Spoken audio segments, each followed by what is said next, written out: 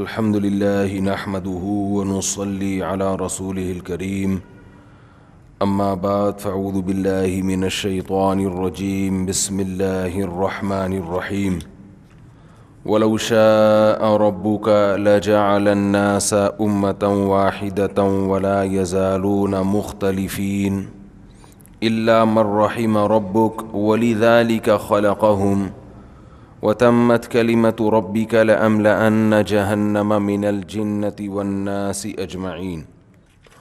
سورہ ہود کی آیت نمبر 119۔ میں نے سوچا تھا کہ قرآن مجید کھولوں گا، جو بھی آیت سامنے آ گئی اسی پہ درس دوں گا، تو یہ آیتیں سامنے آئی تو آج انشاءاللہ اسی پہ درس دیتے ہیں۔ اللہ نے فرمایا کہ اگر تیرا رب چاہتا تو لجعل الناس امۃ واحدۃ، سب کو ایک امت بنا دیتا، سب کا مذہب ایک، مسلک ایک، کوئی آپس میں اختلاف نہ ہوتا، یعنی اللہ گن پوائنٹ پہ گویا سب کو ہدایت دے دیتا، اور دل تو اللہ کے ہاتھ میں ہے نا، تو گھما دیتا سب کو ہدایت کے لیے۔ سارے توحید پرست ہوتے، سارے 5 ٹائم کے نمازی، سارے تہجد گزار، تھوڑی دیر کے لیے فرض کر لیں، کیسا عجیب نظام ہوتا نا، سب نیک، اور کوئی مسلک بھی نہ ہوتا، یہ دیوبندی، یہ بریلوی، یہ اہل حدیث، یہ فلانا، سارے ایک ہی جو صحیح ہے وہی ہوتے سارے۔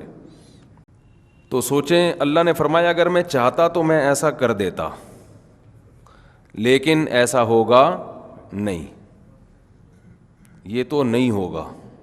ایک تو ہے نا یہ تو ہوگا، ایک یہ بھی ہے کہ یہ تو نہیں ہوگا۔ وَلَا يَزَالُونَ مُخْتَلِفِينَ، یہ ہمیشہ اختلاف ہی کرتے رہیں گے، ہمیشہ ایسا ہی ہوتا رہے گا کہ لوگوں میں کیا رہے گا؟ اختلاف۔ تو اللہ فرما رہے ہیں، یہ نبی صلی اللہ علیہ وسلم کو اصل میں اس طرح کی آیات میں تسلی دی جاتی ہے کہ آپ صلی اللہ علیہ وسلم جب حق کی دعوت دیتے تو دعوت بھی جاندار، دلیل بھی جاندار، ماننے والے نہیں یعنی جو لوگ مانتے نہیں تھے، بحث، الٹے الٹے اعتراضات، بیکار دلائل، تو نبی صلی اللہ علیہ وسلم کا دل ان باتوں سے تنگ ہوتا تھا، اور آج بھی ایسا ہی ہے۔ جو حق کی بات کرتا ہے نا، اس کی مخالفت بھی اسی طرح سے ہوتی ہے، لوگ مانتے نہیں ہیں، لوگ چاہتے ہیں ہم سے ہمارے مزاج کے حساب سے بات کی جائے۔ تبھی میں جب بھی 4 پہ بات کرتا ہوں نا، لوگ بہت غصے آ جاتے ہیں، کیا 4 شادیاں لے کے بیٹھ جاتا ہے۔ وجہ اس کی ہے کہ نہ ہم نے کرنی ہے، نہ اپنے داماد کو کرنے دینی ہے، نہ اپنے بیٹے کو کرنے دینی ہے، نہ اپنی بیٹیوں پہ سوکن لانے دینی ہے، نہ خود اپنی زندگی کا مزہ خراب کر کے سوکن لانی ہے، اور اپنی خود بھی تو ٹینشن میں آتا ہے نا، 2 ہوں گی تو پاگل ہو جائے گا۔ تو اب وہ کہتے ہیں کیا مفتی صاحب ہر بیان میں مثالیں بھی یہی 4 شادیوں کی دیں گے، ٹاپک نہیں بھی ہوتا تو مثال ان کے پاس یہی ہوتی ہے۔ تو انسان کی نیچر ہے بھائی، جو میں کر سکتا ہوں، جو میرا مزاج ہے، اس کے حساب سے بات کرو، تو یہ انسانی نیچر ہے۔ جذباتی تقریروں میں لوگ متاثر ہوتے ہیں۔ مثال کے طور پر آپ کا ایک خاص قسم کا مزاج بن چکا ہے، نعرے والا، ایک دم رونے دھونے والا۔ جیسے محرم میں بعض لوگ اگر ان کو نہ رلایا جائے، کوئی خطیب آ کے ان کو نہ رلائے، تو بعض لوگوں میں، سب کی بات نہیں کر رہا، ان کا پھر یہ اصول ہوتا ہے کہ وہ پھر یہ تو خطیب ہی نہیں ہے، کیونکہ مزاج یہ بن چکا ہے کہ رونا ہے۔ سمجھ رہے ہیں بات کو؟ اب خطیب اگر نہیں رلائے گا تو بھائی تو معلوماتی پروگرام پیش کر کے چلا گیا، رونا تو آیا نہیں، تو وہ پھر اس خطیب کو لوگ نہیں پسند کرتے کہ بھائی مزہ تو آیا نہیں، کیونکہ وہ انہوں نے ایک فرض کر لیا، اپنا ایک مزاج بنا لیا ہے کہ محرم میں کیا کرنا ہے؟ رونا ہے۔ بعض لوگوں نے بنا لیا مزاج، چاہے وہ شیعہ میں ہو، چاہے وہ سنی میں ہو، چاہے وہ کسی بھی مسلک میں ہو، بھائی رونا دھونا ہے. تو اب وہ کوئی خطیب نہیں رلائے گا تو پبلک کو مزہ نہیں آئے گا. تو ہم میں سے ہر شخص نے پہلے ایک مزاج متعین کرتا ہے، اس کے بعد پھر جو قرآن کی آیت اس کی تائید میں ہو وہ تو پیش ہوگی. جو ہمارے کلچر کے، ہمارے مزاج کے اگینسٹ جو چیز آ رہی ہے اس کو ہم پسند نہیں کرتے. مثال کے طور پر رسول اللہ صلی اللہ علیہ وسلم نے جب دعوت کی کہ رشتہ داری جوڑو، اس پہ عرب نے آپ کی مخالفت نہیں کی ہے، کیونکہ عرب کا مزاج رشتہ داری جوڑنے والا ہی تھا. وہ فخر کرتے تھے شاعری میں. جب نبی نے فرمایا سخاوت کرو تو یہاں آپ کی مخالفت نہیں ہوئی ہے، کیونکہ عرب مزاجن سخی تھے. کسی کنجوس قوم میں سخاوت پر بیان ہو تو وہ تو غصہ کریں گے. بھائی بعض قومیں کنجوسی میں مشہور ہیں، آپ نے ان پہ سخاوت پہ بیان کر دیا، وہ کہیں گے یار یہ مولوی صاحب کو نہیں لاؤ اگلے مہینے. آپ کفایت شعاری پہ بیان کریں گے، وہ کہیں گے زبردست مولانا صاحب، زبردست خاندانی بیان کیا ہے. میرا خیال ہے بات سمجھانا تھوڑا سا مشکل تو نہیں ہے نا. بھائی آپ اس میں بیان کریں کفایت شعاری پر.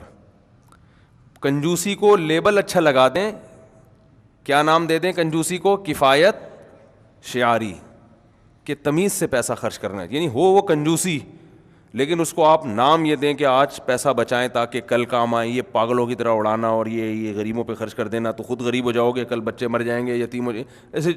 یعنی کنجوسی پہ لیبل اچھا لگا کے آپ اس کو کفایت شعاری اور قناعت اور دور اندیشی اور پلاننگ اور ان سب اچھے اچھے لیبل لگا کے آپ بیان کریں گے تو کنجوسوں میں آپ کا بیان بہت زیادہ ہٹ ہوگا.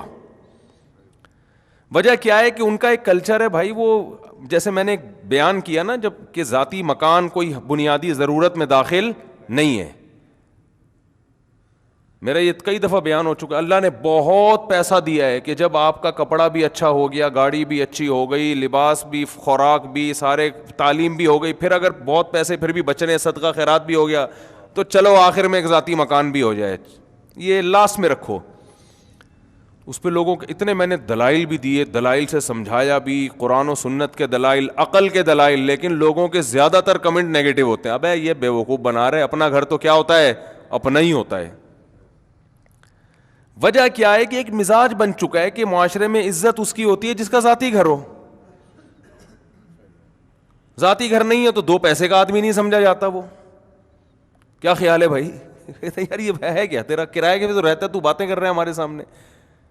تو مزاج چونکہ بن چکا ہے لہذا ذاتی گھر کے خلاف بیان لوگوں کو پسند نہیں ہے. تو مسئلہ بہت بڑا، میں بار بار یہی عرض کرتا ہوں کہ اپنے مزاج کو جب تک تبدیل نہیں کرو گے نا، نہ تو سکون ملے گا، نہ اللہ راضی ہوگا، اور نہ اسلام کے جو فائدے دنیاوی اسلام تو اتنا زبردست مذہب ہے کہ آخرت تو بعد میں، دنیا پہلے بنا دیتا ہے. تبھی تو حدیث میں آتا ہے ذاق طعم الایمان من رضی باللہ ربا وبالاسلام دینا وبمحمد صلی اللہ علیہ وسلم نبیا. وہ شخص اسلام کا ذائقہ چکھ لے گا. ذائقہ کہتے ہیں ٹیسٹ. اسلام کا جو ٹیسٹ ہے نا وہ وہی محسوس کر سکتا ہے جو اس پر راضی ہو جائے کہ اللہ میرا رب ہے، میرا مذہب اسلام ہے اور میرے نبی پیغمبر محمد صلی اللہ علیہ وسلم، یعنی راضی ہو جائے، صرف ایمان نہ لے کر آئے. راضی کا مطلب بھائی اب جو یہ کہیں گے میں اس پہ خوش ہوں، میری اپنی نہیں چلے گی. تو آپ صلی اللہ علیہ وسلم نے فرمایا اسے اسلام کا باقاعدہ ٹیسٹ کہتے ہیں مزے کی چیز کو، یعنی یہاں ٹیسٹ سے مراد ہے ذائقہ، جو لذت والا ذائقہ ہوتا ہے. کیسے کہتے ہیں نا ذرا کا ذرا ذائقہ چیک کرنا، چرس کا تھوڑی کوئی کہتے ہیں اس کا ذائقہ چیک کر کے بتاؤ. تو لذیذ چیز کے ذائقے کو یہاں طعام سے تعبیر کیا گیا ہے، جو کھانے کی چیز ہوتی ہے. تو آپ صلی اللہ علیہ وسلم نے فرمایا اسے باقاعدہ اسلام کا ذائقہ محسوس ہوگا، مزہ آئے گا، لذت آئے گی اس کو. تو جب بھی آپ کوئی، ہاں میں عرض کر رہا تھا کہ آپ صلی اللہ علیہ وسلم نے سخاوت پر جو بات کی، عربوں نے اس میں آپ کی مخالفت بولو بھائی نہیں کی. وہ سخاوت پہ فخر کرتے تھے. بہادری کی جب بات کی عربوں نے اس کی مخالفت نہیں کی. رشتہ داری جوڑنے کی بات کی ہے, عربوں نے اس کی مخالفت نہیں کی. بت پرستی کی بات کی ہے تو پورا معاشرہ خلاف ہو گیا کہ بھئی یہ ہمارے باپ دادا کے بتوں کو برا بھلا کہتے ہیں. یہ بت پرستی کے خلاف آپ گوروں کے سامنے بیان کرو, انگریزوں کے سامنے, انہیں تکلیف بولتے کیوں نہیں بھائی؟ نہیں ہوگی, حالانکہ وہ بھی غیر مسلم ہیں. مشرکین مکہ بھی کیا تھے؟ غیر مسلم. انگریزوں کو تکلیف نہیں ہوگی, وہ بت پرست ہیں نہیں, وہ کہیں گے زبردست, ویل ڈن. انگلش میں کہہ دیں گے ہٹو بچوں, جو بھی ان کی زبان میں ہٹو بچوں کا ترجمہ ہوتا ہے. خوش ہوں گے, بھائی زبردست, کیا ہے انسان کو لگا رہے ہو ان چیزوں میں. تو انسان کی نیچر یہ ہے. ہاں, پھر نبی صلی اللہ علیہ وسلم کی جہاں جہاں مخالفت ہوئی, ایک بت پرستی کے خلاف جب آپ نے آواز اٹھائی, آپ نے بہت ساری شادیاں کی, عربوں نے اس میں آپ کی مخالفت نہیں کی. یہ تو بعد کے لوگوں کے اعتراضات ہیں, غیر مسلموں کے, اتنی شادیاں. عرب میں کسی ایک نے ذرا سا بھی اعتراض نہیں کیا, ان کے کلچر کا حصہ تھا یہ. کیونکہ بہت سے جب صحابہ مسلمان ہوئے نا, بعض صحابہ, بہت سے تو نہیں, ان کی 10 بیویاں تھیں جو غیر مسلم تھے. 10 بیویاں تھیں, اسلام قبول کیا تو آپ نے حکم دیا 4 رکھو, باقی کو چھوڑو. اسلام میں 4 سے زیادہ کی اجازت نہیں ہے. تو جو 10 رکھنے کے عادی ہوں, بلکہ علامہ ابن حجر رحمہ اللہ نے لکھا ہے کہ عرب اس کو پسندیدہ سمجھتے تھے. یعنی نبی کا یہ ایک پازیٹو پوائنٹ تھا عربوں کی نظر میں کہ محمد صلی اللہ علیہ وسلم نے ایک ٹائم پہ 9 بیویاں رکھی ہیں, اس کو اچھی نگاہ سے دیکھتے تھے. تو اس لیے اس معاشرے میں اس کے مخالفت بالکل بھی, بولتے کیوں نہیں بھائی, نہیں ہوئے, 9 کریں. پھر آپ نے کم عمر سے نکاح کیا امی عائشہ سے. بعد کے لوگ تو بڑا اعتراض کرتے ہیں اس پر, بعد کے غیر مسلم کے, یہ کیا ہو گیا. لیکن عرب میں جو آپ کے شدید ترین مخالف تھے نا, جو آپ کو جادوگر کہتے تھے, جو آپ کو دیوانہ کہتے تھے معاذ اللہ, جو آپ کو شاعر کہتے تھے, انہوں نے بھی اس بیس پر آپ کو معاذ اللہ نقل کفر عیاشی کا تانا نہیں دیا کہ اتنی عمر کے ہو کے اتنی کم لڑکی سے نکاح کیوں کر رہے ہیں. اس لیے کہ اس کلچر کا حصہ تھا, یہ لوگ کرتے تھے نکاح, اس کو برا نہیں سمجھا جاتا تھا. بعد کے لوگوں نے اعتراض کیا تو یہ ایسے ہی جیسے مدعی سست اور گواہ چست, یعنی جو اصل دشمن تھے وہ تو اس اعتراض کو یعنی یہ اعتراض ہی نہیں کر رہے, اور جو کم درجے کے دشمن ہیں وہ اس کو ہائی لائٹ کرتے ہیں. تو یہ وجہ اس کی یہ تھی کہ یہ چیز ان کے کلچر کی نظر میں بری نہیں تھی. اور عجیب بات یہ بتاؤں, ہم یہ فخر سے بیان کرتے ہیں کہ ہمارے نبی صلی اللہ علیہ وسلم نے 25 سال کی عمر میں 40 سالہ بیوہ سے نکاح کیا جو 2 دفعہ بیوہ ہو چکی تھیں. تو یہ قابل فخر ہے اور تعریف کرتے ہیں. لیکن عرب اس پہ تعریف بھی نہیں کرتے تھے, اس لیے کہ یہ بھی ان کے کلچر کا حصہ تھا. نہیں آ رہی میرا خیال ہے بات سمجھ میں, یہ بھی ان کے کلچر کا. کم عمر کا نکاح بڑی عمر کی عورت سے, بیوہ سے, وہ کہتے ہیں یہ تو ہوتا ہے, کوئی مسئلہ نہیں ہے. اب کیوں ہوتا تھا ایک الگ ٹاپک ہے, لیکن یہ بھی اس کلچر کا ایک حصہ تھا کہ نوجوان نکاح کر لیتا تھا بڑی عمر کی بیوہ عورت سے. اس کو معیوب نہیں سمجھا جاتا تھا کہ بھائی جو بھی آپس کی انڈرسٹینڈنگ سے کسی کا بھی کسی سے نکاح ہو سکی. تو ہمارے یہاں ہندوؤں میں رہ کے نا بہت ہم لوگوں نے اس معاملے میں تنگیاں پیدا کر کے اتنی ایج اور اتنا قد اور اس قوم کو, اور یہ تو ہمارے اپنے مسائل ہیں, ان کے نہیں تھے یہ مسائل. ان کے جہاں جس کو سمجھ میں آ رہا ہے کر لے, کوئی گورنمنٹ کی طرف سے پابندی نہیں ہے. عرب کا پہلے سے ہی زنا کو برا سمجھتے تھے, لہذا قرآن میں جب زنا کی برائی آئی ہے تو اس پہ عربوں نے آپ کی مخالفت نہیں کی, بلکہ یہ چیز نبی کے سچے نبی ہونے کی علامت سمجھی جاتی تھی. تبھی حضرت جعفر طیار رضی اللہ تعالیٰ عنہ جو تقریر کی نا, اس میں نبی کے اوصاف بیان کیے. اس میں یہ بتایا کہ رشتہ داری جوڑنے کا حکم دیتے ہیں, مردار کھانے سے منع کرتے ہیں. عرب مردار کھاتے تو تھے مگر اس کو کوئی اچھا عمل نہیں سمجھتے تھے. جیسے چرس تو پیتے ہیں مگر ان کو پتا ہوتا ہے کوئی پینے کی چیز نہیں ہے. تو اتنی شادیاں نبی نے کی, عربوں نے اس کو برا نہیں سمجھا کیونکہ ان کے کلچر کا حصہ. مگر ایک شادی اپنی پھوپھی زاد بہن سے کر رہے ہیں جو منہ بولے بیٹے کی بیوی تھی اور طلاق ہوئی تھی, اس پہ پورا قریش اٹھ گیا آپ کے خلاف. منہ بولے بیٹے زید ابن حارثہ, ان کی زوجہ حضرت زینب, حضرت زید نے حضرت زینب کو طلاق دی. تو یہ منہ بولے بیٹے یعنی لے پالک بیٹا ہے. منہ بولا کا مطلب لوگ بچہ اڈاپٹ کرتے ہیں نا, پالتے ہیں. تو آپ صلی اللہ علیہ وسلم نے حضرت زید کو بچپن سے پالا اور اپنا بیٹا کہا کرتے تھے ان کو. تو ان کی زوجہ کو جب طلاق ہوئی ہے تو آپ نے ان سے نکاح کر لیا. اس پہ عرب نے ایک طوفان کھڑا کر دیا. کیوں؟ اس چیز کو ان کا کلچر قبول. بولو نا کیا ہو گیا بھائی؟ یہ میں واقعات نہیں سنا رہا, میں اپنی قوم پہ فٹ کر رہا ہوں. آج بھی مارکیٹ میں یہی چل رہا ہے, مسلمانوں میں یہ چل رہا ہے. غیر مسلم کو تو آپ نہ روئیں, وہ تو مانتا ہی نہیں اسلام کو. جو مانتے ہیں نا ان کو بھی وہ والا اسلام چاہیے جو ان کے گھر میں چل رہا ہے, جو ان کا مزاج جس کو مانتا ہے. اگر اس کے ہٹس کے کوئی بات کرو گے لوگ مولوی کو ہٹاؤ یہاں سے, بھگاؤ یہاں سے, یہ پتہ نہیں کیا بیان کر رہا ہے. تو ایک طرف 9 شادیاں برداشت ہو رہی ہیں, 11 شادیاں, اس پہ کوئی اعتراض نہیں. 50 سال کی عمر میں 9 سال کی بچی لڑکی سے نکاح ہو رہا ہے جو بالغ ہو چکی تھیں. ہمارے عرف کے لحاظ سے تو وہ بچی ہی سمجھی جاتی ہیں نا, لیکن امی عائشہ 9 سال میں بالغ ہو گئی تھی, اور لڑکی 9 سال میں بالغ ہو سکتی ہے. لیکن 9 سال میں اگر لڑکی بالغ ہو بھی جائے تو ہمارے عرف میں 50 سال کا نکاح 9 سال سے ہو تو ایک طوفان کھڑا ہو جائے گا کہ نہیں ہو جائے گا. لیکن عرب اس پہ بھی اعتراض نہیں کر رہے, آپ کی 11 شادیوں پہ بھی اعتراض نہیں کر رہے, 40 سالہ بیوہ سے نکاح کو اپریشیٹ بھی نہیں کر رہے. کلچر کا حصہ ہے. جہاں آپ نے اپنی منہ بولے بیٹے کی بیوی سے نکاح کیا, پورا عرب آپ کے خلاف کھڑا ہو گیا. اتنے اعتراضات کہ یہ تو اپنی بہو سے شادی کر رہے ہیں. کیونکہ عرب میں جس کو بیٹا بنا لیا جاتا تھا اس کو حقیقت میں بیٹا سمجھا جانا شروع کر دیتے تھے, اور کہتے تھے اس کی بیوی اب بہو بن گئی ہے. بہو سے طلاق کے بعد بھی نکاح نہیں ہو سکتا اسلام میں نا. آپ کا بیٹا اگر اپنی بیوی کو طلاق دے دیتا ہے تو بھی آپ اس سے شادی نہیں کر سکتے. اس پہ اتنا پروپیگنڈا ہوا ہے کہ آپ صلی اللہ علیہ وسلم خوف زدہ ہو گئے, اور آپ کا ارادہ ہوا کہ میں یہ نکاح نہیں کرتا, کیونکہ بہت زیادہ گویا کہ بدنامی ہو رہی ہے. یعنی اس عمل کو بدنامی سمجھا جا رہا تھا. نبی کی تو بدنامی نہیں ہو سکتی, لیکن وہ سمجھ رہے تھے کہ اس میں بدنامی ہے. تو آپ نے یہاں تک ارادہ کیا کہ میں یہ نکاح نہیں کرتا, کیونکہ فرض تو نہیں ہے نا بھائی, کوئی فرض تھوڑی ہے, لیکن اللہ نے آپ پہ فرض کر دیا, فرمایا آپ کو کرنا پڑے گا. اس لیے کہ آج اگر ان کے ساتھ کمپرومائز کر لیا نا تو لوگ یہ سمجھیں گے کہ جو حقیقی بیٹا اور منہ بولے بیٹے میں کوئی فرق نہیں ہوتا. تو ان کو چھوڑ دیں اپنے حال پہ. جہاں بت پرستی کی آپ نے مخالفت کی ہے, اور جہاں بہت ساری چیزوں میں آپ نے ان کی مخالفت کی ہے, تو یہ ان کو جو عقل مند ہوں گے نا وہ اپنا مزاج تبدیل کر دیں گے دلیل کو دیکھ کر.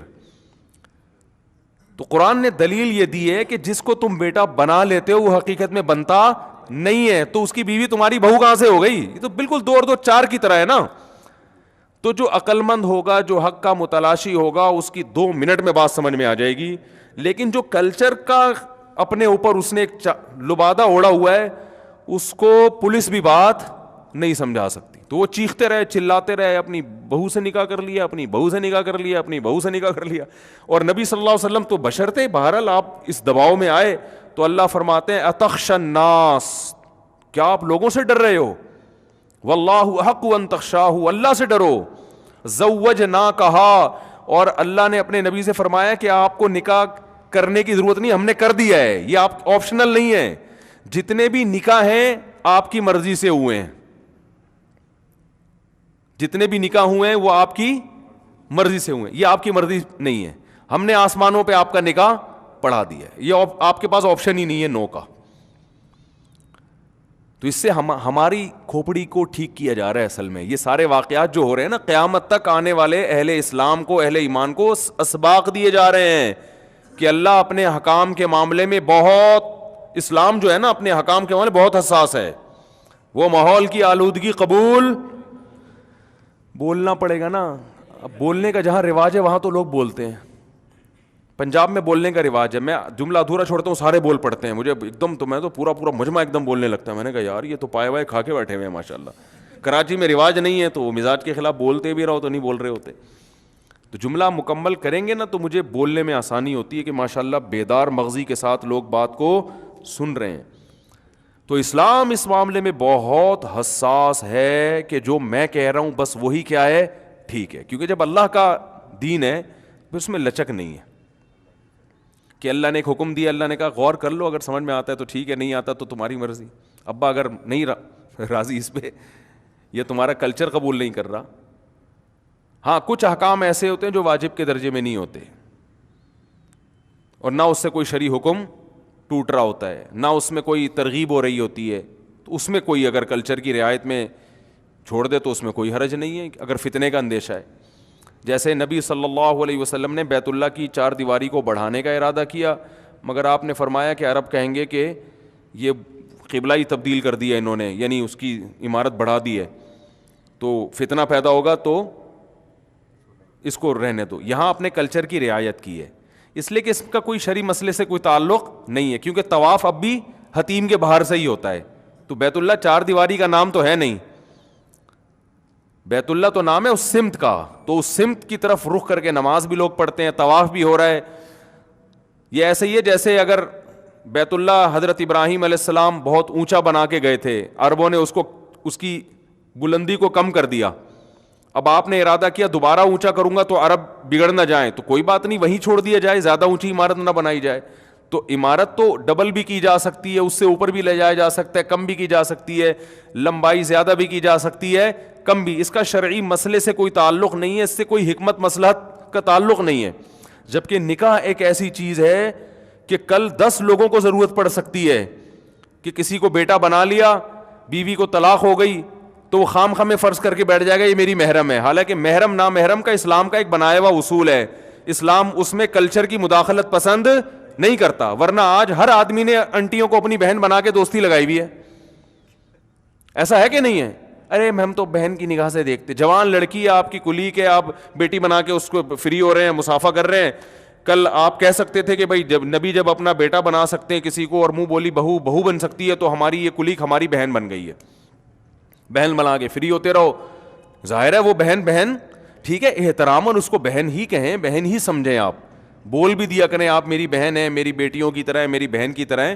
لیکن اس سے اگر لا ہی پورا چینج ہو جائے کہ آپ نے چونکہ بہن بول دیا تو اب نکاح حرام ہو گیا, یہ تو پورا نظام تباہ و برباد ہو جائے گا نا. کل اس سے عشق ہو گیا آپ کو, حقیقی بہن تو ہے نہیں وہ. اب آپ کا دل چاہ رہا ہے شادی کر لوں, آپ کہیں میں تو بہن بول چکا ہوں, میں چوڑے میں آ گیا میں. اور یہ غیر مسلموں میں ہوتا ہے, میں نے یہ غیر مسلموں میں دیکھا ہے کہ جب کسی کو بہن بول دیا تو وہ اس کو غیرت کا مسئلہ بناتے ہیں, اب اس سے شادی نہیں ہو سکتی کیونکہ ہم نے اس کو کیا بنا لیا ہے, بہن. تو خام خواہ کی اپنے اوپر کیا ڈال دی, مصیبت. کل دل بھی چاہ رہا ہے شادی کرنے کا تو اب وہ نہیں کرتے. تو اسلام نہیں مانتا اس چیز کو. اسلام کہتا ہے تمہاری حقیقی بہن جو ہے وہ حقیقی ہے, جو نہیں ہے وہ بہن بنانے پر گورنمنٹ کی طرف سے کوئی پابندی نہیں, بنا لو, لیکن نکاح اس سے جائز ہے, پردہ بہرحال اس کا تم سے پردہ فرض ہے. تو احتراماً تو ہو سکتا ہے اور کرنا چاہیے تاکہ یعنی معاشرے میں خیر پھیلے. کوئی بوڑھی عورت کسی جوان کو اپنا بیٹا بنا لیتی ہے تو کوئی, نبی نے بھی تو منہ بولا بیٹا تو بنایا نا, اس پر تھوڑی اللہ نے پابندی لگائی.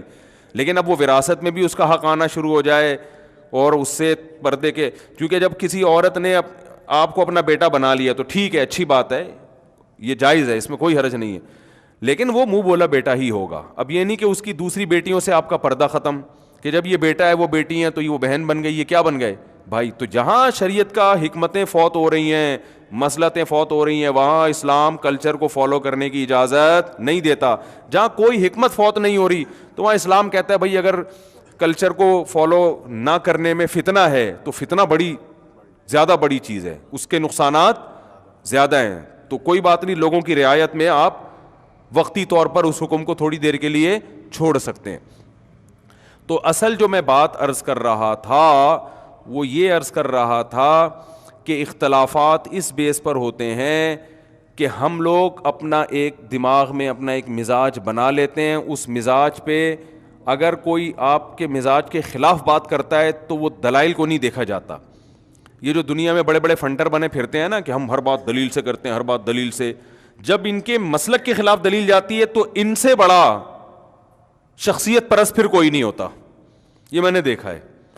آج کل چینلوں پہ بہت سے لوگ آ رہے ہیں ہم شخصیت پرستی کے قائل نہیں ہیں, ہم دلیل سے بات کرتے ہیں, لیکن جب آپ ان کے خلاف کوئی دلیل قائم کر دیں تو ان کے جو مریدین ہیں وہ کبھی اپنے شیخ و مرشد کے خلاف سننے کے لیے آمادہ نہیں ہوتے, کیونکہ انہوں نے سن کے ایک عقیدت اتنی پیدا ہو چکی ہوتی ہے کہ وہ پھر خلاف سننا پسند نہیں کرتے اور وہ پھر دلیل کو فالو نہیں کرتے وہ. تو قرآن میں اللہ نے نبی صلی اللہ علیہ وسلم کو تسلی دی. تو میں اس پہ بات کر رہا تھا, یہ جو میں چارجر کی بات کرتا ہوں اس میں بھی لوگ بہت ٹینشن میں آتے ہیں, کیونکہ نہ خود کرنی ہے, کیونکہ بھائی ایک مصیبت پالنا صحیح ہے نا, اور نہ اپنی بیٹیوں پہ کوئی سوکن لانا چاہتا ہے, اور نہ اپنے بیٹوں کو چاہتا ہے کہ میرے گھر میں اب دوسری بہو بھی آئے, اسی والے سے آئے, پھر ایک فساد, تو فساد ہی فساد نظر آ رہا ہے, یعنی انفرادی فساد. تو اب وہ قرآن کیا کہہ رہا ہے, حدیث کیا کہہ رہی ہے, وہ چھوڑ دو اس کو. لوگ کہتے ہیں چھوڑو یار, حالات کو دیکھو. جب حالات کا جواب دیا جاتا ہے کہ بھئی یہ انفرادی ضرر ہے, اگر اس اجتماعی ضرر سے بچنے کے لیے انفرادی ضرر بولو بھائی برداشت کیے جاتے. ایک چھوٹی سی بات سنا کے بس آگے چلتا ہوں. میں ایک نفسیاتی ڈاکٹر کا میں نے کلپ سنا, وہ ورک شاپ بھی کرواتے ہیں, بڑے میچور ڈاکٹر ہیں اور کافی فیمس ہیں یوٹیوب پہ. وہ نفسیاتی ڈاکٹر سے کسی نے پوچھا دوسری شادی کے بارے میں, تو محترم فرمانے لگے کہ دوسری شادی میں انسان کو جھوٹ بولنا پڑتا ہے, اس کی بیوی کا اس پر سے اعتماد ختم ہو جاتا ہے, اور یہ ہو جاتا ہے اور وہ ہو جاتا ہے, یعنی غیر اخلاقی حرکتیں. اور وہ جو باتیں بتائیں وہ واقعی صحیح تھی. ایسا ہوتا ہے کہ وہ ٹوپیاں اٹ کرائے گا, آج ادھر بیٹھا ہوا ہوں, آج ادھر بیٹھا ہوا ہوں. صحیح سچ بتائے گا تو پکڑا جائے گا نا, سچ بتائے گا تو بھائی پکڑا جائے گا, ٹھیک ہے نا, پٹے گا. تو وہ گھماتا رہتا ہے, ادھر بھی چائے پیے گا, اور دوسری بیوی کو بھی جا کے بتائے گا کہ میں تمہارے پاس چائے پینے کے لیے, آج سے پہلے میں نے کبھی چائے پی نہیں ہے, جب بھی پیتا ہوں تمہارے پاس پیتا ہوں. تو یہ ٹوپیاں اور یہ سب جھوٹ اور اعتماد ختم اور یہ سب بے پناہ نقصانات, اور اس سے بیوی ڈپریشن میں جاتی ہے, یہ ہوتا ہے وغیرہ وغیرہ. بالکل صحیح کہا, لیکن محترم یہ بھول رہے ہیں کہ جن عورتوں کو بندہ ہی نہیں مل رہا شادی کے لیے, وہ جو ڈپریشن میں جا رہی ہیں, ان کا آپ کے پاس حل کیا ہے؟ یعنی اس بندے کی ڈپریشن اور اس کی بیوی کی ڈپریشن کا تو خیال کیا جا رہا ہے. ان بیوہ طلاق یافتہ غریب لڑکیاں جو لاکھوں کی تعداد میں بیٹھی ہوئی ہیں, جن کو میاں نام کی کوئی چیز مل ہی نہیں رہی ہے, ان کی ڈپریشن پہ کوئی مقالہ نہیں ہے, کوئی تحقیق نہیں ہے, اور اس کا کوئی حل نہیں ہے. تو اس لیے کہتے ہیں کہ وحی کی تعلیمات کے بغیر جب انسان اپنی عقل سے سوچتا ہے نا تو ٹھوکریں کھاتا ہے. عقل وہ ہے جو قرآن کے تابع ہو. پھر آپ کو عقل ایسا خاندانی گائیڈ کرے گی نا, ایسے خاندانی راستہ بتائے گی جس کو قرآن نے مثالیں دی ہیں. اگر صرف قرآن ہے عقل نہیں ہے تو بھی گمراہ ہوگا انسان, کیونکہ عقل تو قرآن تو ایک روشنی ہے نا, چلنا تو خود ہے اس میں. قرآن زبردستی دھکا دے کے تھوڑی چلائے گا آپ کو. قرآن دیکھو اللہ نے کیا پیاری مثال دی ہے قرآن میں. اللہ نور السماوات والارض, اللہ زمین آسمان کا نور ہے. کیا مطلب؟ جیسے نور سے روشنی ہوتی ہے نا, اندھیروں میں ہمیں نور سے راستے نظر آتے ہیں, ایسا ہی ہوتا ہے نا. ارے آپ ایک جنگل میں کھڑے ہوئے ہیں, گھپ اندھیرا ہے, منزل ملے گی آپ کو؟ پتہ چلے گا کہاں کھائی ہے, کہاں پانی ہے, کہاں پل ہے, کہاں شیر ہے, کہاں چیتا ہے, کہاں راستہ ہے؟ کچھ بھی سمجھ نہیں آئے گا. تو ایسے میں آپ کو کیا چاہیے ہوتا ہے؟ نور, روشنی. روشنی آپ کو چلا نہیں دیتی, روشنی دکھا دیتی ہے. روشنی کیا کرتی ہے؟ دکھا دیتی ہے. بھائی یہ کھائی ہے, یہ شیر بیٹھا ہوا ہے وہاں جناب بھیڑی ہیں, وہ آوازیں آئیں گی نا آپ کو, آپ عقل استعمال کرو گے, یار وہ کی جو آوازیں آ رہی ہیں اس کا مطلب اس سمت میں کیا ہے؟ بھیڑیے بیٹھے ہوئے. تو عقل استعمال کرتا ہے انسان, اس روشنی کی موجودگی میں اس سے فائدہ اٹھا کے جب عقل استعمال کرے گا تو صحیح سمت میں چلنا شروع. اگر روشنی نہیں ہے, سالی کھوپڑی ہے صرف آپ کے پاس, عقل کھوپڑی کو بھی کہتے ہیں نا, تو کھوپڑی ہے آپ کے پاس, روشنی نہیں ہے, تو خالی کھوپڑی سے راستہ نظر نہیں آئے گا, دھکے کھائے گا وہ. اور اگر روشنی تو ہے مگر کھوپڑی نہیں ہے آپ کے پاس, تھوڑی سی میں ایسے جلدی میں ایسی باتیں کر لیتا ہوں, کھوپڑی ٹھوپڑی کہنا تو عقل ہی چاہیے, اس طرح کی لینگویج استعمال کرنا مناسب نہیں ہے. تو اصل میں جو کچھ الفاظ ہماری زبانوں پہ چڑھ گئے ہیں نا, اب کسی کو لوگ بتاؤ آپ میں عقل نہیں ہے تو اس کی سمجھ میں بات نہیں آتی, آپ اسے بولا آپ کی کھوپڑی ہے ہی نہیں, ٹھیک ہے نا, وہ فوراً سمجھ جاتا ہے. تو یہ الفاظ میری زبان پہ لوگوں سے بات کر کے چڑھ گئے ہیں زبان پہ.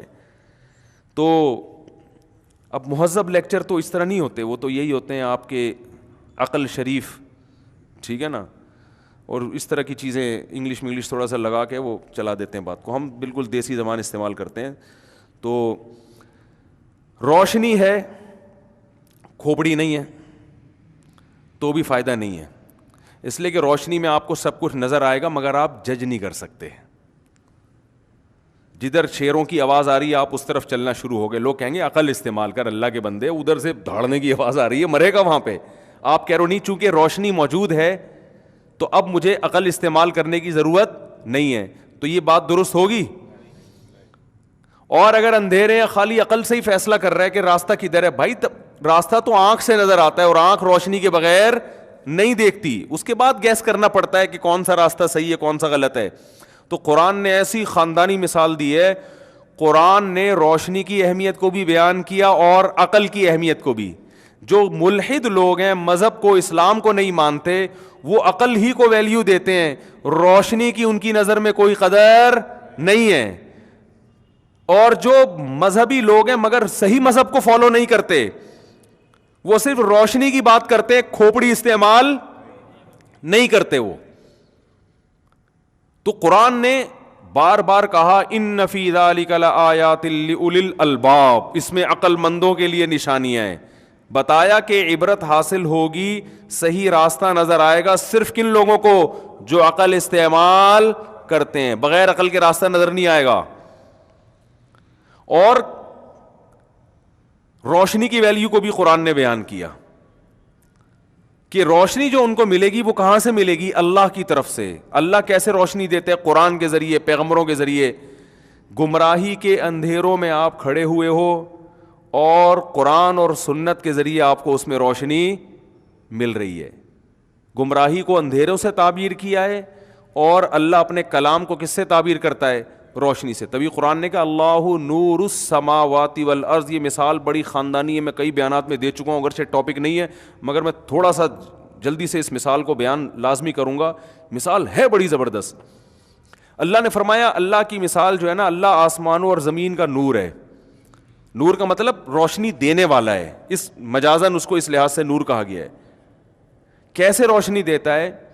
مثل نورہ کمشکات فیہا مصباح, اس کے نور کی مثال اس چراغ کی ہے جو طاقچے میں رکھا ہوا ہو. دیکھیں جس زمانے میں یہ مثال نازل ہو رہی ہے نا, اس زمانے میں یہ سرچ لائٹیں, بلب, ٹیوب لائٹیں یہ نہیں تھیں. اس زمانے میں آپ اگر اندھیروں میں ہو تو آپ کو روشنی کے لیے یا تو موم بتی چاہیے یا چراغ چاہیے یا جگنو چاہیے, یہی ہوتا ہے نا. تو چراغ اس وقت سب سے بہترین ذریعہ تھا روشنی حاصل کرنے کا. تو اللہ فرماتے ہیں جیسے اندھیروں میں کوئی کھڑا ہوا ہو اور اسے چراغ مل جائے تو کتنا خوش ہوگا وہ. تو اللہ فرماتے ہیں لیکن اللہ کی مثال عام چراغ ہی نہیں ہے, کیونکہ چراغ مٹی کے تیل سے بھی جلائے جاتے ہیں. ایسے بھی چراغ ہوتے ہیں کہ ہوا کے جھونکوں کی وجہ سے بار بار ٹمٹماتا رہتا ہے, وہ آپ کو دیکھنے میں مشکل ہوتی ہے. پھر اس کی چراغ کی روشنی میں جو آگ جلتی ہے اس میں دھواں بھی ہوتا ہے, اس سے بھی انسان ڈسٹرب ہوتا ہے, بدبو آتی ہے اس دھوئیں کی. سمجھ میں نہیں آ رہی میرا خیال ہے بات. پھر چراغ میں آپ نے بہت اچھا تیل بھی ڈال دیا, یعنی اچھا کا مطلب مٹی کا تیل یا پیٹرول ڈال دیا آپ نے اس میں, تو اس میں اس بات کا خطرہ موجود ہوتا ہے یہ کوالٹی وائز اچھا نہ ہو. جیسے پراٹھے جو ہوٹلوں کے ہم صبح کھاتے ہیں, اب وہ گھی بھی ہے تو پتہ نہیں کہاں سے گھی لیا ہے ٹھیک ہے نا. میں تو سوچ رہا ہوں دیسی گھی کے ڈبے اپنی جیب میں لے کے جایا کروں. ہوٹل والے سے بولے یار اس میں تو مجھے پراٹھا بنا کے دے دے, تو اپنے ساتھ لے جایا کرو ساری چیزیں.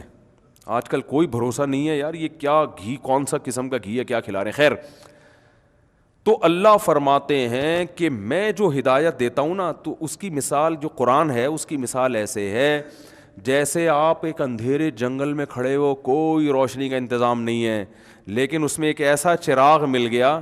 تو مثل نورہ کمشکات, اللہ فرماتے ہیں میرے نور کی مثال ایک طاقچے کی طرح ہے. کیونکہ جب دیوار میں طاقچے ہوتے ہیں نا اس میں جو چراغ ہوتا ہے ہوا سے بچتا ہے, وہ چاروں طرف سے ہوا کے جھونکے اسے بجھاتے نہیں ہیں, اس کی روشنی کو کم نہیں کرتے, بار بار ڈم نہیں کرتے. تو ایک محفوظ جگہ پہ ہے. فیہا مصباح, جس میں چراغ رکھا ہوا ہے, المصباح فی زجاجہ, اور وہ چراغ بھی ایک خوبصورت شیشے کے برتن میں ہے. کیونکہ جو آئینہ ہے نا شیشہ, وہ اور روشنی کو ریفلیکٹ کرتا ہے اور پھیلاتا ہے, وہ روشنی کو چمکاتا ہے. اور الزجاجۃ کأنہا کوکب دری, جس شیشے میں وہ چراغ رکھا ہوا ہے ایسا خاندانی شیشہ ہے جیسے چمکتا ہوا موتی. جو ہیرا ہے نا, ہیرا, اس میں کیسی لائٹیں نکلتی ہیں, یعنی دیکھنے میں بڑا خوبصورت اٹریکٹیو ہوتا ہے. ہر چراغ اس قابل نہیں ہوتا کہ انسان کا دل اس کی طرف مائل ہو. اور فرمایا کہ یوقد من شجرۃ مبارکۃ, اسے جلایا جاتا ہے ایک ایسے درخت سے جو برکت والا درخت ہے, اس میں اپنی فائدے ہیں. اس برکت والے درخت کا نام ہے زیتونۃ, زیتون کا درخت ہے. لا شرقیۃ ولا غربیہ, اور زیتون کا بھی ناقص تیل نہیں ہے. زیتون کا وہ درخت جو بالکل سیدھا پروان چڑھاؤ, جس پہ بھرپور طرح سے دھوپ لگی ہو, نہ مشرق کی طرف اور نہ مغرب کی طرف جھکا ہو, کیونکہ پودا جب سیدھا جاتا ہے نا تو دھوپ بھرپور لگتی ہے اس کو, اور اس میں تیل بہت اچھی کوالٹی کا پیدا ہوتا ہے. اور اللہ فرماتے ہیں کہ ایسا حساس تیل ہے, ایسا روشنی کو پکڑتا ہے کہ یکاد زیتھا یضیء ولو لم تمسسہ نار, ابھی آگ اس کے قریب نہیں گئی اور آگ کو پکڑ لیتا ہے وہ. تو ایسا جو سینسیٹیو قسم کا تیل ہوتا ہے نا, اس کی روشنی بہت ہوتی ہے. تو اللہ نے مثال دی زیتون کی, کیونکہ زیتون کے تیل میں دھواں نہیں ہوتا, بدبو نہیں ہوتی. آگ ہوتی ہے مگر آگ میں جو بدبو اور یہ سب چیزیں نہیں ہوتی ہیں, اور اس کی روشنی میں چمک بہت خوبصورت ہوتی ہے, یعنی وہ خود ایک اچھا لگ رہا ہوتا ہے, بڑی شفاف روشنی کو پھیلاتا ہے وہ. آگے اللہ نے کیا فرمایا, نور علی نور, اور ایسا چراغ ہے, اتنی تیز روشنی ہے کہ تمہیں ایسا لگے گا روشنی کے اوپر روشنی کی تہ چڑھائی ہوئی ہے کسی نے. کیا خاندانی بلاغت ہے یار, کیا مثال ہے.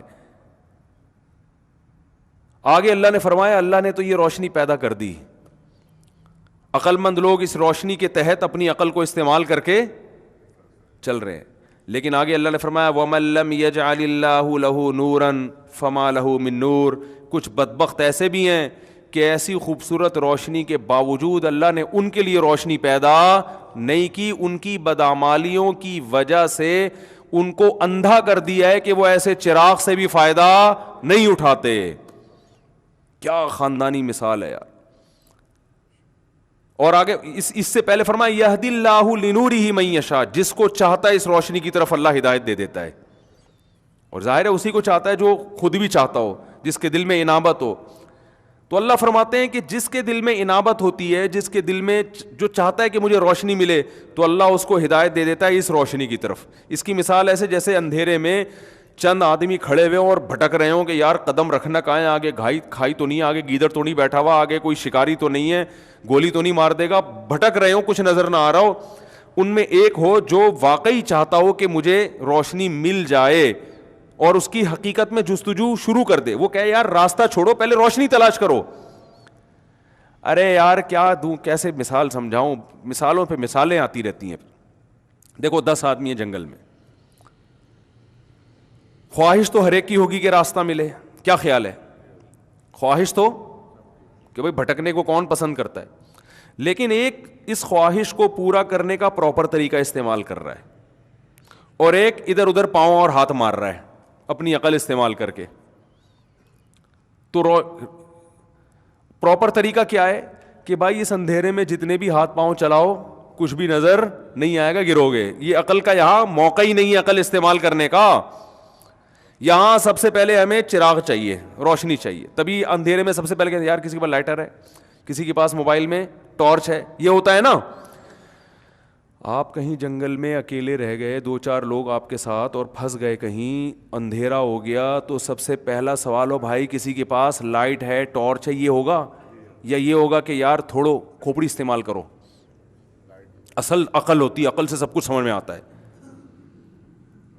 او بھائی عقل ہی خود کہہ رہی ہے کہ یہاں پہلے روشنی کا انتظام ہو, پھر کھوپڑی استعمال کرنا, اس کے بعد مشورہ کریں گے کہاں جانا ہے, پہلے تو روشنی تو کرو.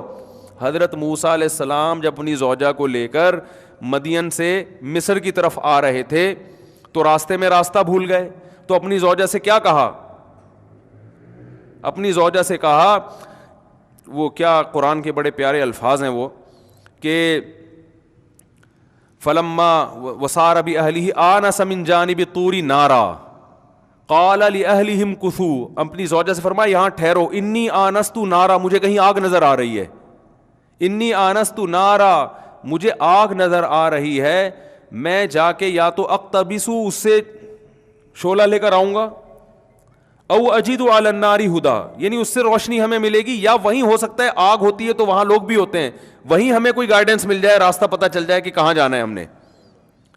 تو انسان جب اندھیروں میں ہوتا ہے تو سب سے پہلے کیا تلاش کرتا ہے؟ بولنے پر گورنمنٹ نے پابندی لگی، روشنی تلاش کرتا ہے، روشنی۔ تو قرآن کے الفاظ ہیں کہ یہدی اللہ لنورہ، ہاں میں مثال دے رہا تھا، اب 10 آدمی ہیں، تو 10 آدمی جو ہے نا وہ اندھیرے میں بھٹک گئے اور مشورہ ہو رہا ہے کیا کرنا چاہیے، 5 ان میں سے کہہ رہے ہیں کہ بس چلو عقل استعمال کرو، کھوپڑی استعمال کرو اور چلنا شروع کرو، وہ 5 کہہ رہے ہیں کہ یار یہ بے وقوفی والا کام ہے، ہمیں سب سے پہلے روشنی کی فکر کرنی چاہیے۔ تو اللہ نے قرآن میں کیا فرمایا کہ جو چاہتا ہے نا راستہ تلاش کرنے کی صحیح سمت میں چلنا چاہتا ہے، کہ راستہ جو بھی چاہتا ہے اس کو پہلے روشنی کا انتظام چاہیے، تو جو روشنی کی تلاش میں ہوتا ہے یہدی اللہ لنورہ، اللہ اسے اس روشنی کی طرف رہنمائی کر دیتا ہے، کیونکہ ہدایت کی روشنی ہے نا، یہ کوئی حقیقی چراغ تھوڑی ہے۔ ارے جنگل میں 10 آدمی پھنس گئے، 5 آدمی کہہ رہے ہیں اپنی کھوپڑی استعمال کریں گے، 5 کہہ رہے ہیں نہیں بھائی روشنی، ایک عقل مند کہتا ہے کہ میں 10 کو ٹارچ نہیں دوں گا، جو روشنی مانگے گا اس کو ٹارچ دوں گا۔ تو عقل مندی کا تقاضا یہی ہے نا کہ یار جو روشنی مانگ رہا ہے اس کو دے دو، ٹارچ ٹوٹل 5 ہیں، 10 ہیں نہیں، تو بھائی جو ٹارچ مانگ رہا ہے اس کو ٹارچ دے دو، جو نہیں مانگ رہا اس کو ایسے ہی رہنے دو۔ بات آ رہی ہے سمجھ میں کہ نہیں آ رہی ہے؟ تو اللہ نے بھی محدود لوگوں کو جنت میں لے کے جانا ہے، دنیا میں تو سب کو ملے گا، جنت محدود، جہنم میں بھی کچھ جائیں گے، کچھ کہاں جائیں گے؟ جنت میں بھی، تو سب کو ہدایت ملے گی نہیں۔ تو اللہ کا اصول ہے کہ جو گمراہی کے اندھیروں میں ہو تو جو اس میں روشنی مانگے گا اور چاہے گا کہ مجھے روشنی ملے، اللہ اس کو اس چراغ کی طرف جس کو قرآن کہا جاتا ہے، جس کو اللہ کا کلام کہا جاتا ہے، اس کی طرف اللہ اس کو اس کی رہنمائی کرے گا۔ جیسے آپ ٹارچ خود تو تقسیم نہیں کر رہے، لیکن آپ نے دیکھا 5 آدمی چاہ رہے ہیں کہ مجھے روشنی ملے، تو آپ بتاتے ہیں یار چھپڑ میں وہاں نیچے رکھی ہوئی ہے روشنی کا انتظام ہے، آپ اس کو گائیڈ کریں گے۔ تو جو غیر مسلم چاہتا ہے کہ مجھے ان راستوں میں صحیح روشنی ملے، گائیڈنس ملے، جو چاہتا ہے، تو اللہ فرماتے ہیں ہم اس کے دل میں قرآن کی صداقت ڈال دیتے ہیں، قرآن کی طرف لے آتے ہیں ہم اس کو۔ جو نہیں چاہتا وہ کہتے ہیں نہیں عقل ہی فیصلہ کرے گی، تو اللہ اسے اندھیروں میں چھوڑ دیتے ہیں۔ تو وَمَن لَّمْ، فرمایا یہدی اللہ لنورہ من یشاء، اللہ اس نور کی طرف جس کی چاہتا ہے رہنمائی، جس کو چاہتا ہے رہنمائی کر دیتا ہے۔ وَمَن لَّمْ يَجْعَلِ اللَّهُ لَهُ نُورًا، اور جس کو اللہ روشنی کی ہدایت کی روشنی نہ دے، فَمَا لَهُ مِن نور، اسے کہیں سے بھی روشنی نہیں مل سکتی۔ کیا زبردست آیت ہے، خدا کی قسم، ایسے ایسے اعتراضات اور اشکالات رفع کر رہی ہے نا یہ، کہ اگر یہ ایک آیت سمجھ میں آ جائے آپ کو اسلام سمجھ میں آ جائے گا، اور آپ کو پتہ چلے گا کہ اسلام انسانیت کے لیے کتنی بڑی نعمت اور کتنی بڑی رحمت ہے، اس کے بغیر آپ اندھیروں میں ہیں۔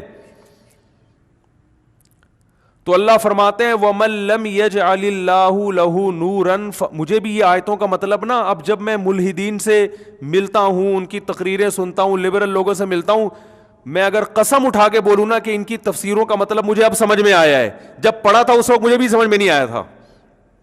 جب ہم مدرسے میں بچے تھے نا، پڑھتے تھے، یہ آیتوں کی تفسیر مجھے کم از کم مجھے سمجھ میں نہیں آتی تھی پوری طور پر۔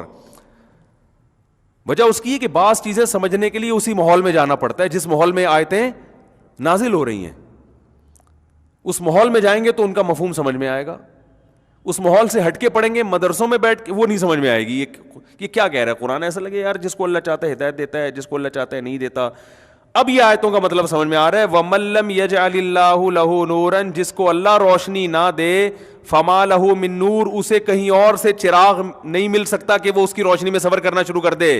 اس میں اقوام متحدہ پر بھی رد ہے، ٹھیک ہے نا، بعض لوگ سمجھتے ہیں یونائٹڈ نیشن ہمیں صحیح گائیڈ کرے گی، انسان کو انسانیت کا راستہ یونائٹڈ نیشن دکھائے گی، بعض کہتے ہیں امریکہ والے دکھائیں گے، بعض کہتے ہیں جاپان کے سائنسدان ایک نمبر ہوتے ہیں ان سے پوچھو لائف کیسے گزارنی ہے، بعض کہتے ہیں یار برٹش نے بڑی ترقی کی ہے، برطانیہ نے، گوروں سے پوچھو لائف کیسے گزارنی ہے، صحیح کیا ہے غلط کیا ہے۔ اللہ فرماتے ہیں یہ ہدایت کا راستہ صرف اللہ کے ہاتھ میں ہے، جس کو اللہ نے گائیڈ نہ کیا ہو اس کے پاس من نور کے اندر تنوین بھی تاکید کے لیے, اس کا مطلب ذرا بھی روشنی نہیں ہے اس کے پاس, اور من بھی تاکید کے لیے, اس کا مطلب چراغ تو دور کی بات ہے, ایک جو چھوٹی سی روشنی جگنو کی روشنی ہوتی ہے نا وہ بھی ان کے پاس نہیں ہے, اور تم ان سے پورے سرچنگ لائٹیں مانگ رہے ہو ان سے, صحیح ہے نا, تم ان سے وہ لائٹیں مانگ رہے ہو جو اسٹیڈیم میں لگی ہوتی ہیں رات کے وقت, تم یہ توقع کر کے بیٹھے ہو ہم ان کو فالو کریں گے, ان کے پاس صحیح ہدایت کا راستہ ہے, یہ ہمیں بتائیں گے کہ صحیح کیا ہے اور غلط کیا ہے, تو تم ان سے اتنی توقعات لگا رہے ہو. اللہ فرماتے ہیں ان کے پاس تو ماچس کی تیلی نہیں ہے, اندھیرے میں جلا کے تمہیں دکھا دیں ہے کیا یہ. کاش یہ باتیں سمجھ میں آ جائیں. ان کے پاس جو ہے وہ دنیا ہے, وہ موبائل اچھا بنا لیتے ہیں, لاؤڈ اسپیکر اچھا بنا لیتے ہیں, اور چاند پہ چلے جاتے ہیں, خلائی سیارے. انسان کو انسان بنانے کا راستہ ان کے پاس نہیں ہے. اگر کچھ ہے وہ بھی تم سے لیا انہوں نے, وہ بھی پیغمبروں کی تعلیمات ہیں ان کے پاس, جو پرانی تعلیمات مسخ ہو کے کچھ اس کے آثار باقی بچے ہوئے ہیں. میں سمجھا پا رہا ہوں اپنی بات کہ نہیں سمجھ میں آ رہی؟ تو اللہ فرماتے ہیں وَمَن لَّمْ يَجْعَلِ اللَّهُ لَهُ نُورًا, جس کے لیے اللہ روشنی پیدا نہ کرے, فَمَا لَهُ مِن فَمَا لَهُ النور ہوتا تو اس کا مطلب ہوتا اس کے لیے روشنی نہیں ہے, فَمَا لَهُ نُورٌ ہوتا اس کا مطلب اس کے لیے سرے سے کوئی روشنی